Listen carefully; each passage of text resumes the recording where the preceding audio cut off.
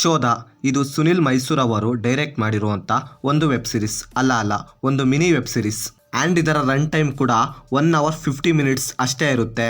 Each episode ಕೂಡ 15 to 18 minutes ಅಷ್ಟೇ.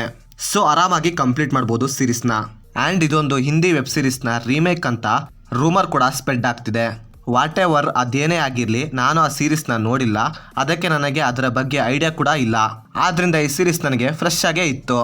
ಈಗ ಈ ಸೀರೀಸ್ ZEE5ನಲ್ಲಿ ಸ್ಟ್ರೀಮ್ ಆಗ್ತಿದೆ.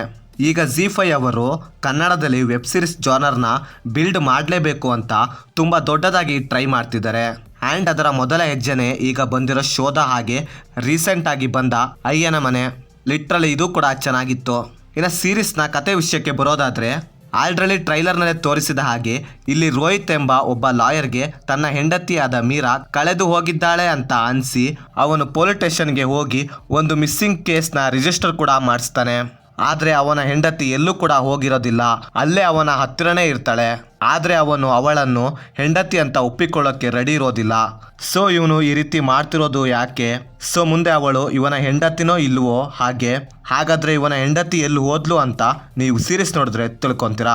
ಇನ್ನು ಸೀರೀಸ್ನಲ್ಲಿ ನನಗೆ ಪಾಸಿಟಿವ್ ಅನಿಸಿದ್ದಂದರೆ, ಸೀರೀಸ್ನಲ್ಲಿ ಇರೋ ಕಾನ್ಸೆಪ್ಟ್ ಸ್ಟ್ರಾಂಗ್ ಆಗಿದೆ ಆ್ಯಂಡ್ ಅದು ಅಷ್ಟೇ ಎಂಗೇಜಿಂಗ್ ಕೂಡ ಆಗಿದೆ. ಇನ್ನು ಸೀರೀಸ್ನ ನೀವು ಸ್ಟಾರ್ಟ್ ಮಾಡಿದ್ರೆ ಸೀರೀಸ್ನ ಫುಲ್ ಕಂಪ್ಲೀಟ್ ಮಾಡೇ ನೀವು ಎದ್ದೇಳೋದು. ಬಿಕಾಸ್ ಆಫ್ ಆ ರೀತಿ ಎಪಿಸೋಡಿಂದ ಎಪಿಸೋಡ್ಗೆ ಸೀರೀಸ್ನ ಗ್ರಾಫ್ ಮೇಲೆ ಹೋಗ್ತಾನೆ ಇರುತ್ತೆ. ಇನ್ನು ಸೀರೀಸ್ನ ಮೈನ್ ಸ್ಟೋರಿನ ಡೈರೆಕ್ಟ್ ಆಗಿ ಸ್ಟಾರ್ಟಿಂಗಿಂದಲೇ ಮೈನ್ ಸ್ಟೋರಿ ಕಡೆಗೆ ಬಂದಿರೋದ್ರಿಂದ ಸೀರೀಸ್ಗೆ ಮೈನ್ ಪ್ಲಸ್ ಪಾಯಿಂಟ್ ಆಯಿತು ಅಂತೀನಿ.